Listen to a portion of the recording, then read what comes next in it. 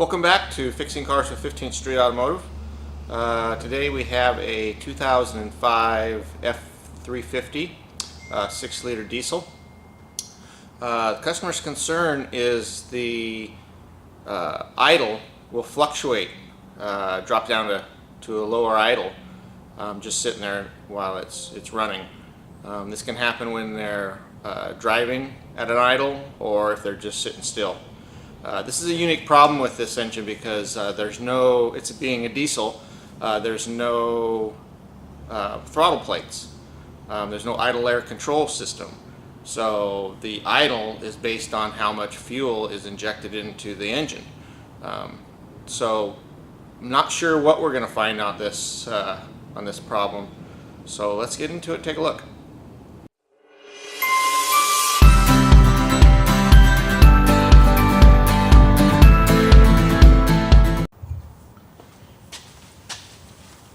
So we're going to take a look at the codes that might be stored in this system. I got the key on. Go to the engine module. We're going to check for codes, and we'll see what memory codes are set. Okay, so there's a P0299 turbocharger under boost. Now that can cause some issues with idle because if the supercharger sticks, there are vanes in the supercharger that can stick that will cause fueling issues. Let's go back here to data display, turbocharger.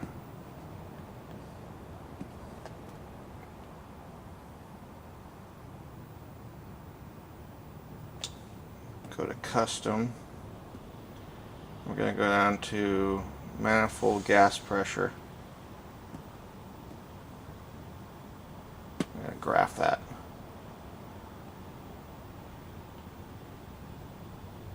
Let's go drive it with looking at the MGP settings. Alright, so we're driving it now, and as you can see, that's the manifold gas pressure. That's what the turbo is putting out. If I step on it hard here,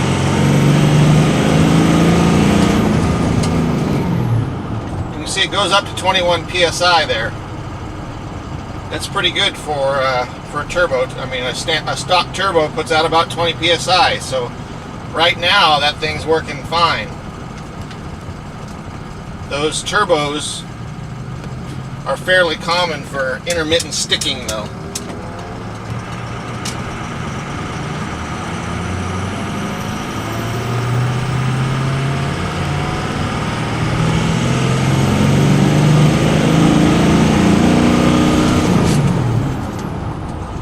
There's 22 psi. So right now that turbo is working just fine. So there's no symptoms right now. I can't get it to act up. I can't get the idle to act up weird. Idle seems to be idle and real smooth. We're gonna continue driving it, but I'm not gonna rebuild that turbo until I know that that's the problem with the vehicle. There's some other things that can cause it. The turbo obviously sets a code for underboost, so there is a problem there, but it's too big of a job to undertake without concrete proof that that's the problem. One thing I noticed when you stepped on the throttle real hard was there's a big cloud of black smoke coming out. Tells me that something's might be carboned up pretty good inside that engine. Now the EGR valve carboned up, not moving correctly, that can affect your idle as well. Introducing uncombustible air into the combustion chambers can affect the idle as well. So we're going to pull the EGR valve off right now. It's pretty easy to do. So it's going to be a quick and easy check to see if maybe that's our problem.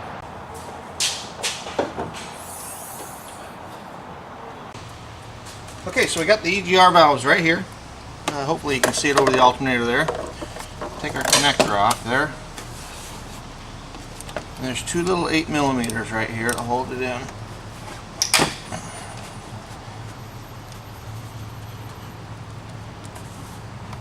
Don't drop those down.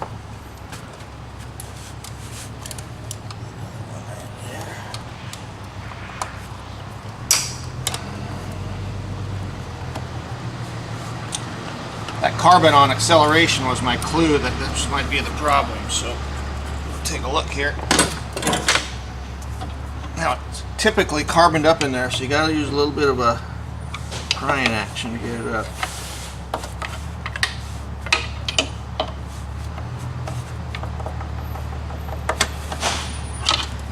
I made this little pry bar. Pull this up. Yep. Look at all that carbon in there. If that carbon gets hot and sticky, it'll hold this EGR valve open like that. If it sticks open a little bit, it adds a bunch of non-combustible air back into the combustion chambers. So this is more than likely its problem right here. Look at all that carbon there.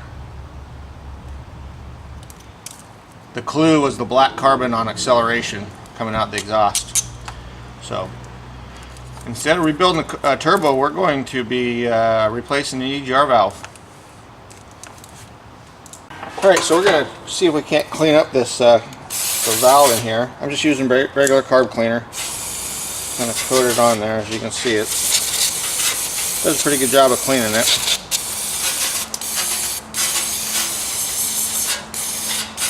Get it coated on there for a little bit, and then we'll let it sit. It'll start to kind of work on it. But yeah, that's grody. That carbon gets in there, holds that valve open. It's definitely going to cause it to cause an idle issue.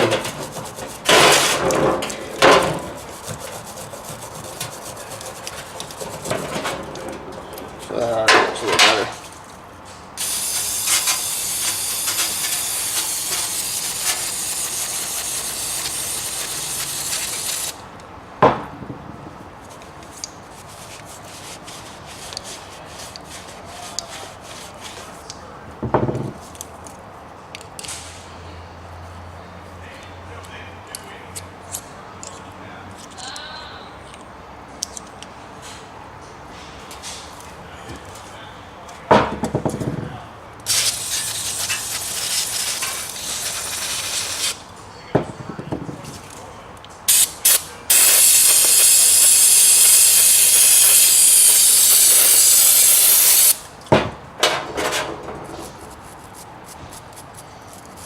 Grody.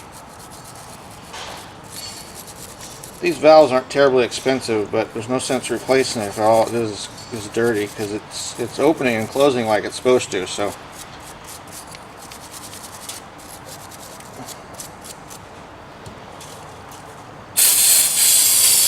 we're going to clean this real good.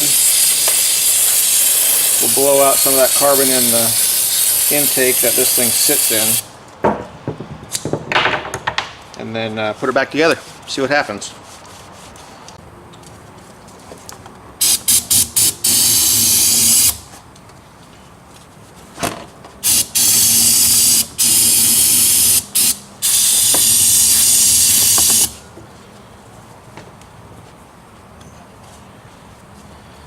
So yeah, it's pretty grody in there.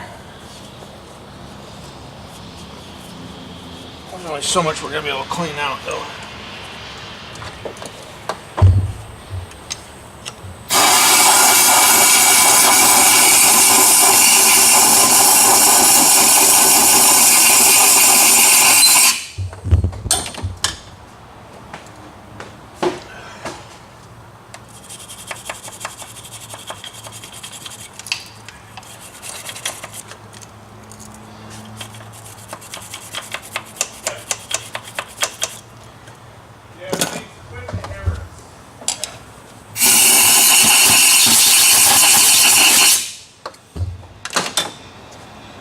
That looks a lot better.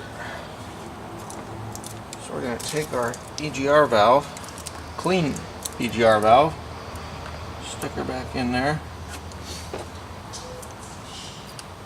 Air bolt started.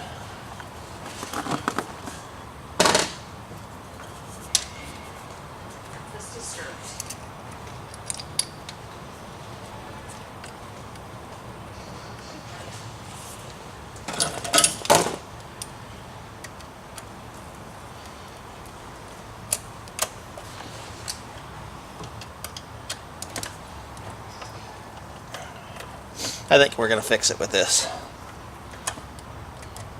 I think this problem is going to be this problem.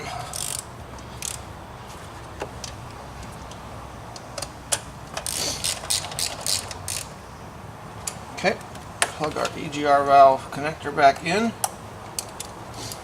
So since we were never able to get any of the symptoms to act up, basically we're going to give it back to the customer and let him drive it. Have him report back. He's a good customer, so if it still has an issue, he'll bring it back in and we'll continue our diagnosis. No sense spending a bunch of time on something that we can't get to act up. So I'm going to call this one a fix for now, and we're going to see you down the road.